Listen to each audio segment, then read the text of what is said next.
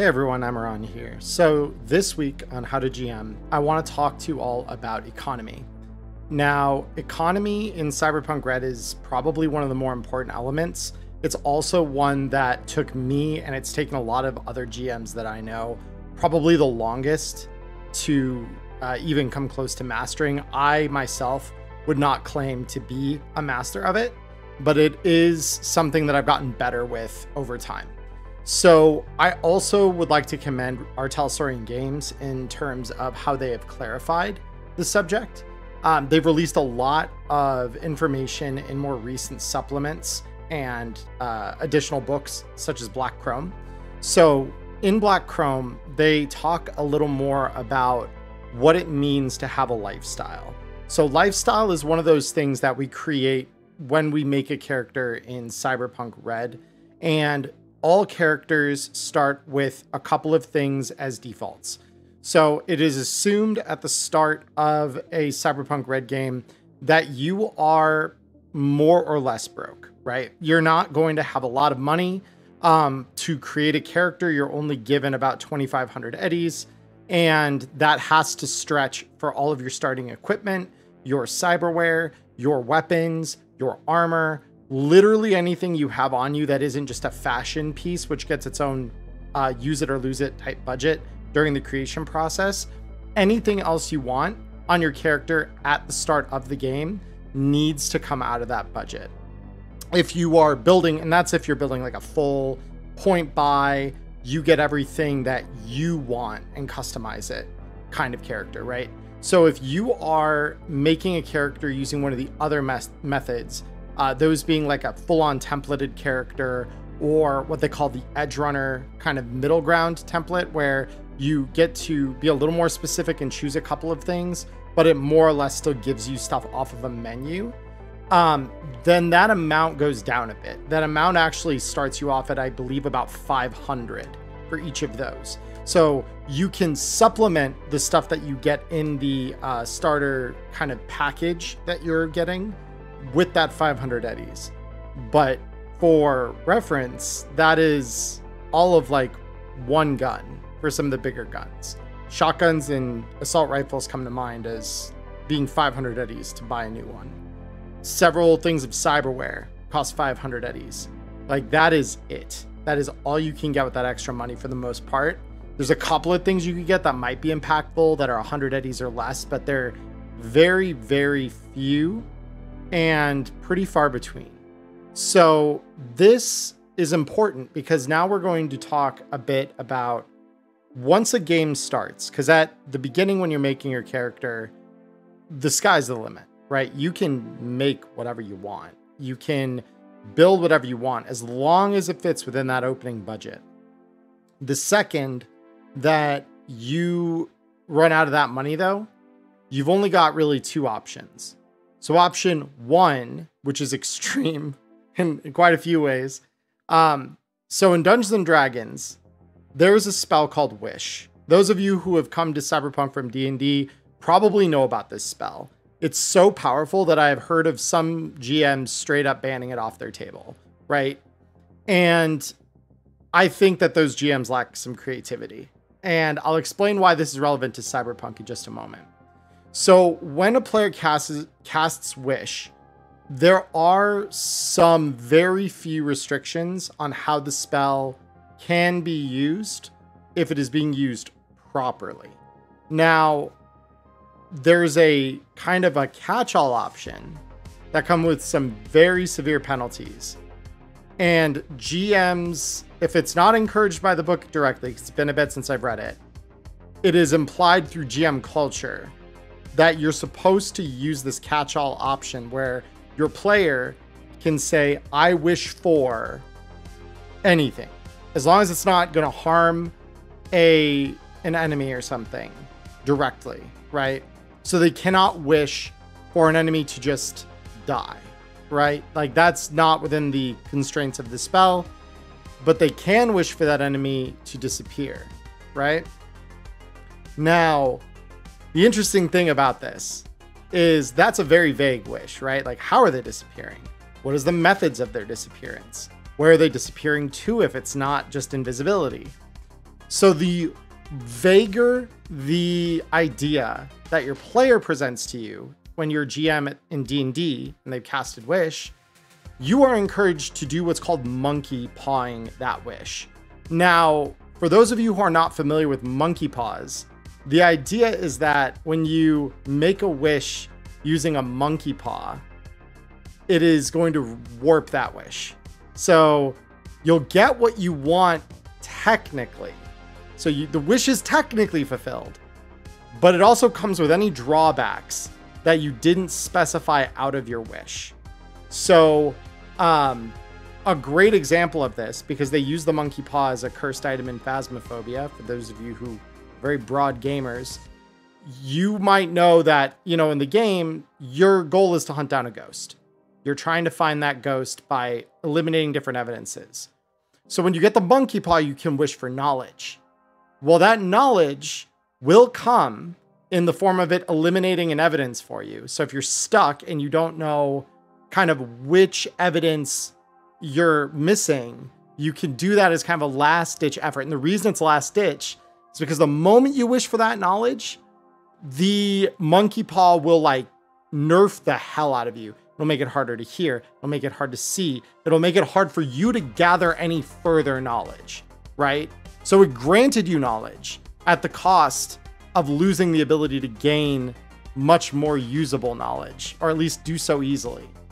So when a player casts Wish in D&D, you are encouraged to similarly corrupt the wish, fulfill it technically. So in the earlier example I gave of the enemy disappearing, you might just turn them invisible. Now your fight gets that much harder, right? Because now you're against this big, bad, evil thing that may not have had the power to render itself invisible to begin with, but you've now given it that power. And that is probably not good, right? Like in all likelihood, there's very few scenarios where that is a good thing. So now let's talk in Cyberpunk terms. Now that we've gone out, let's bring this back in.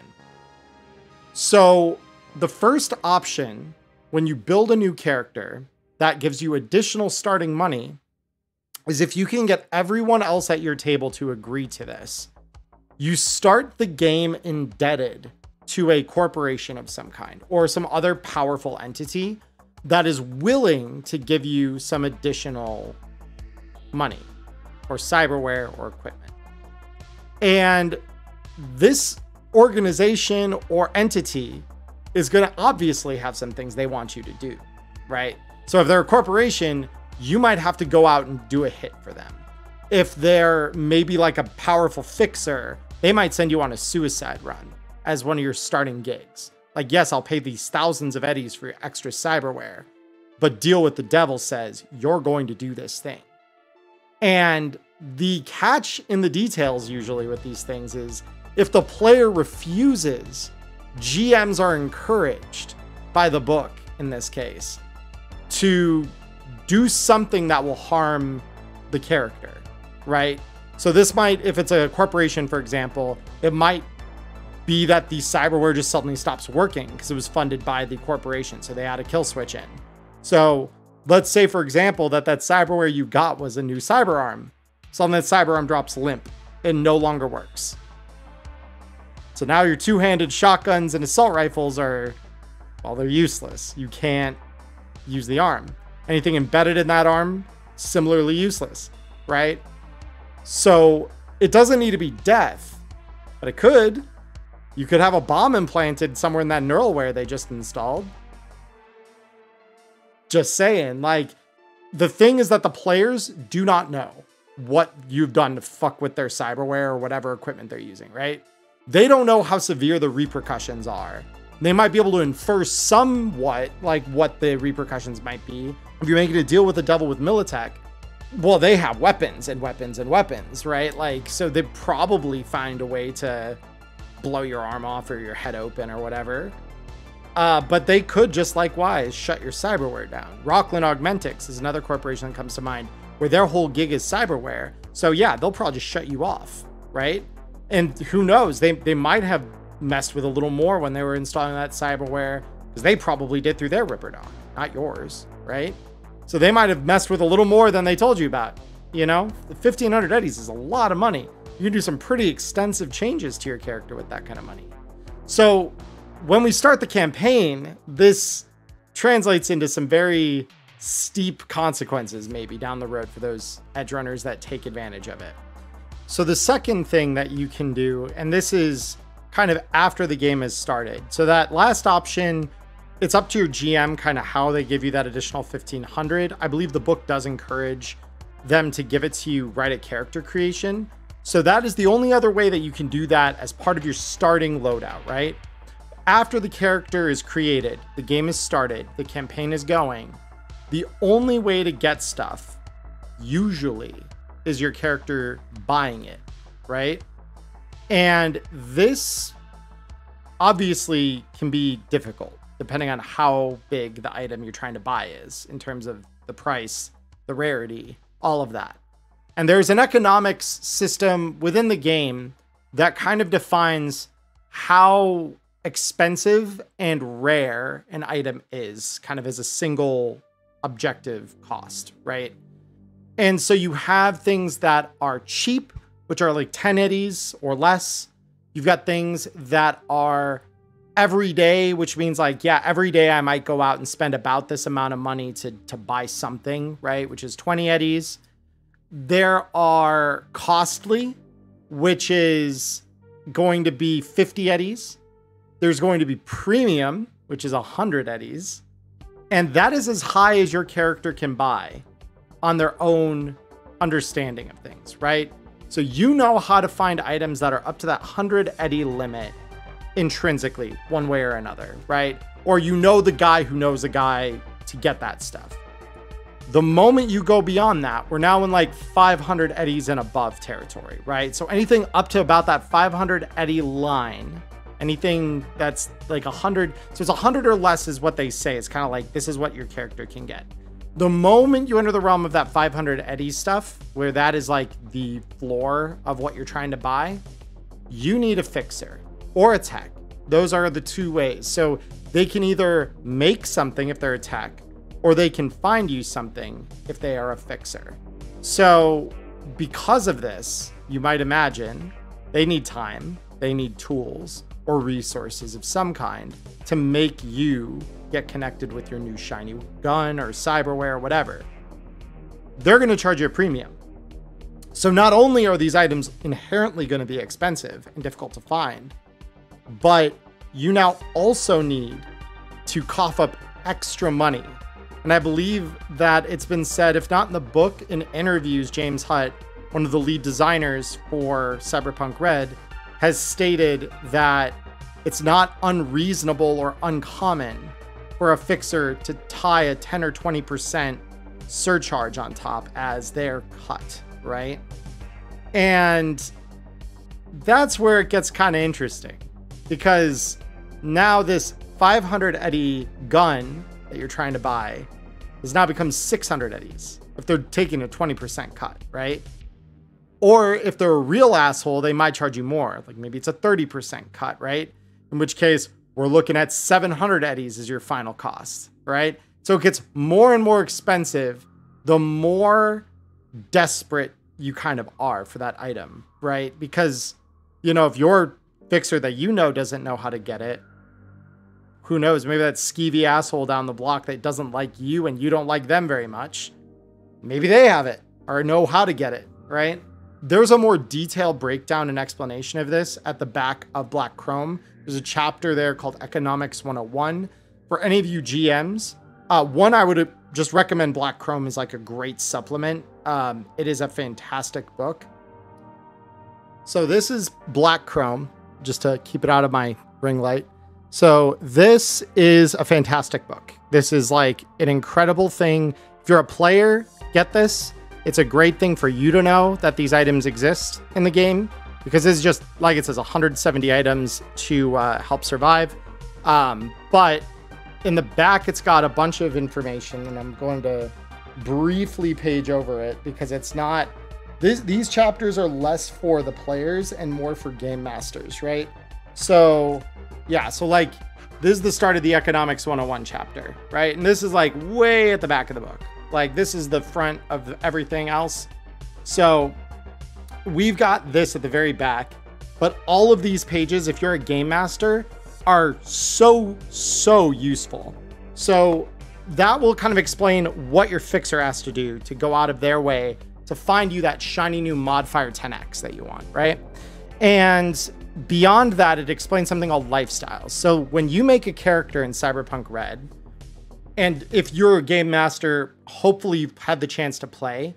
But if you haven't, and you're starting out like I did as the first game master that the group has ever had, because none of you have ever played before. One, it's awesome that you're taking that on, because it's intimidating definitely at first, I think, for a lot of people.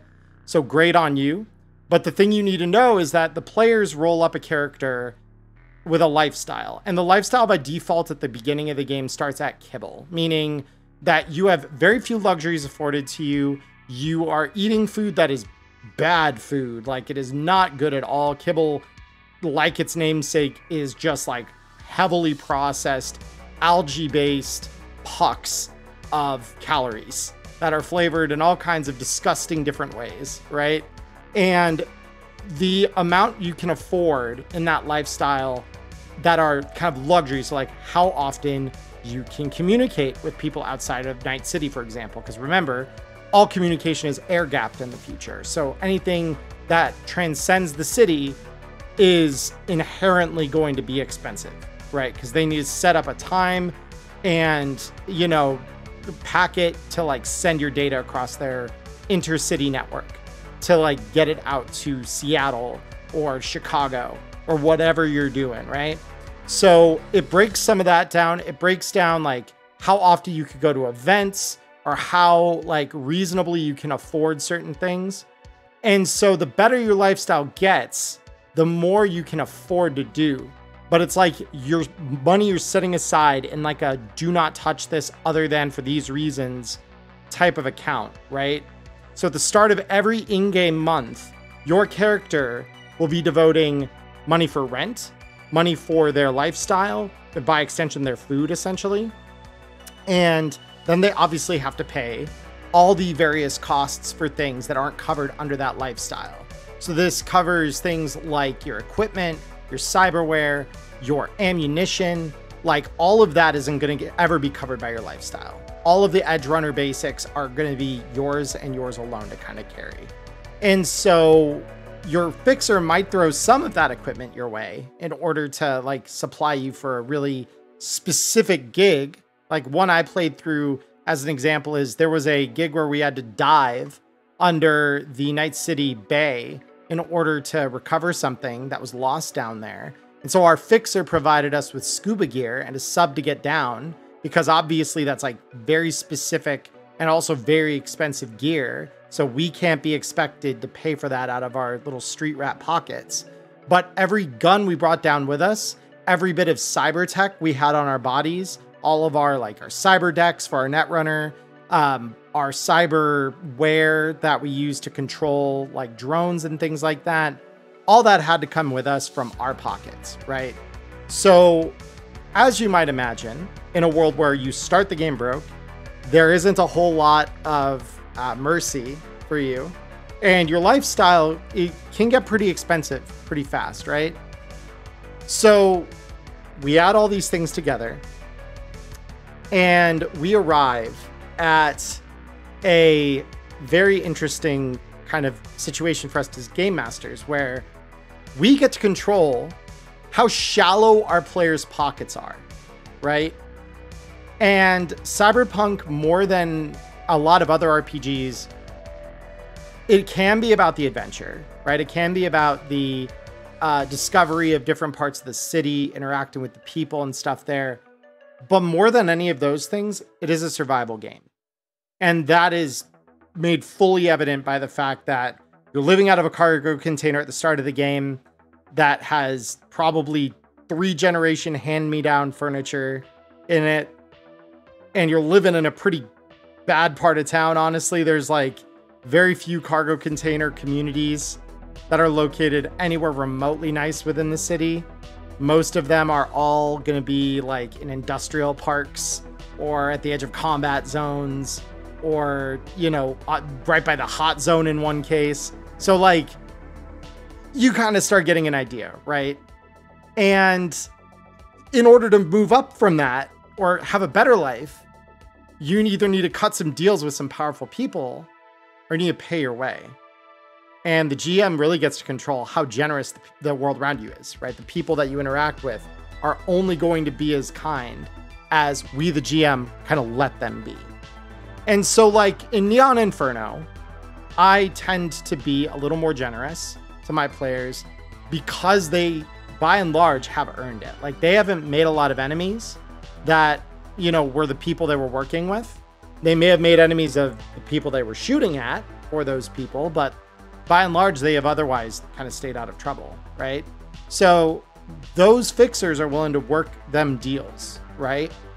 They're able to get them, you know, discounted housing or hook them up with some extra stuff, or maybe they don't take a premium, or at least not as steep a premium as they normally would if they're getting them equipment or ammo or whatever, right? So I tend to be generous because I want it to be interesting for the stream, and that's a constraint that isn't going to be as common, right? Like I'm a rare breed where I'm doing this live in front of an audience every week. But for you at home, well, you can make it as desperate as you want. Like the game I'm a player in, I am regularly at 2,000 eddies or less. And some of that is from my own ambition, like I'm going and buying cyberware or whatever. But a lot of that has to do with just how much I have to spend, right? Either I'm bribing people, or I'm paying for my rent, or I'm paying for Trauma Team because that's a monthly expense, or I'm paying for a better lifestyle than kibble because I hate kibble. Like, these are all elements of the game. They're what make it very flavorful. They're what make the world matter too. So you can do a lot of environmental storytelling through that. So the other thing I wanted to talk about in today's episode, and this is going to be a little briefer and it kind of dovetails in with economy, is money is one part of the economy. Availability of items is kind of tied in with that. But more than all of that, we have time. Like the saying goes, time is money, right? And the more time you are tied up doing something else that isn't like a big gig or something, the less time you have, and by extension, money you will make doing those big gigs. So Cyberpunk is kind of interesting because you can plan it in a week-to-week fashion, similar to how I do in Neon Inferno, where the players are constantly going to be having stuff to do and you are more or less directing it. And I would encourage you, if you're a newer GM, to more take that approach with it, at least initially, because it is a far easier thing to kind of build a constraint around what your players are going to try and do on a given session than it is to let them kind of take a free reign of the world, right? Because you then need to understand what the world looks like, what's going on in the world. You need to give them options beyond what maybe you have thought up, which is very difficult to do, even for those of us who've been doing this for a while, right? It takes a long time, I think, to get so comfortable with the source material that that isn't an intimidating prospect. But as a result of us planning how often they get gigs in the kind of first example of this, we also control how quickly they earn money and how long that money has to stretch them, right? So they could very quickly find themselves to be completely in over their heads and unable to afford a house. They might not be able to make rent. They might not be able to pay for their food other than a la carte, right? And a la carte kibble is like, it starts getting pretty pricey. Like, you've got 10 bags of kibble, I think. And each bag is, I think, good for like 3 meals, right? 2 or 3 meals. So that's like maybe a month's worth of just kibble that you're able to buy off of, you know, the 100 eddies you'd normally spend on your lifestyle. And that comes with none of the other perks, right? So we can say after a gig goes, even if it goes well, right? Like, let's use an example from Cyberpunk 2077, right? In Cyberpunk 2077, The game opens with you entering what's called a scav haunt, right? It is a scav apartment, essentially, that is just about the worst fucking thing. It is awful. They're everywhere. They're chopping people up. There are holes in the walls that shouldn't be there, that they've, drilled open just for ease of access between the rooms. It looks sketchy. It's not a good place. It's full of all kinds of nasty stuff. And let's say, for example, when you get out of there, right? If you didn't kill all the scavs and some of them ran and they saw your face, you might have to lay low after that gig, right? So the gig maybe paid you 2,000 eddies because you're risking life and limb to pull out a corpo executive from that building. But that 2,000 eddies now has to last you the next 3 weeks, right? And maybe you do scrounge up another gig within those 3 weeks that you can kind of take on that doesn't raise your threat profile any, but it's probably not going to pay great, right? You're not going to do another giant $2,000 gig without consequences. And that's a Neon Inferno kind of where I've led my players up to this point where they've got so many big gigs they've done and they're becoming so widely recognized that it becomes hard for the big players that are opposed to them existing in the city not noticing them and therefore not doing anything to them. And so they're going to start butting heads more and more and more as that kind of notoriety goes up. And the only real way to diffuse that before it's gotten to a real breaking point, if you will, is to lay low. So you might even have a fixer warn the party, hey, just heads up, you guys did great. The corpo's safe. My contacts say that you could probably do well to lay low for the next couple weeks. Because those guys you lit up flatline today had Chumbas who watched you. They know where you are. Or at the very least where you left in the direction of. So I would probably not say or do much that would give you away in the next couple weeks. So now that 1,000 eddies worth of rent that you have at the end of the month sounds a lot worse because now that's half your payout from this gig. And that might be the only gig you have for that whole month, right? Save a couple of eddies by the end, maybe, that you've been able to scrounge together doing some really small time gig work. Because that is a system in the game where you can do small jobs for a couple hundred extra eddies. That's it though. So now, to bring it all together, we control how much money we give the players in a gig. We control how often that rent really comes due in terms of how many sessions go on, right? Could be every session or every other, probably if we're being reasonable, right? I wouldn't say every session rent being due is extreme, but if they've gotten big enough and they've really done something to deserve it, they may have to lay low for months at a time, right? So now all the money in their pocket has to stretch that remaining time. Whereas if they're doing smaller gigs, 500,000 eddy gigs, which are those smaller, kind of easier, less dangerous ones where they're maybe playing with not quite so bright a flame, those gigs, they'll pay them out. And then maybe a week later, they're they've rested, they've licked their wounds, everything's bandaged, and they're fixed up, ready to go for that next gig, right? So you get to kind of control that rhythm when you're deciding what gigs they go on. You're able to kind of say okay, you laid low for 3 weeks. So now rent's due at the end of this one again. So, you'll maybe have the promise of payment. And then to add one further layer on top of that, not all gigs pay. So sometimes a crew will be forced to use the time that they normally would have taken to run a gig to do something for themselves.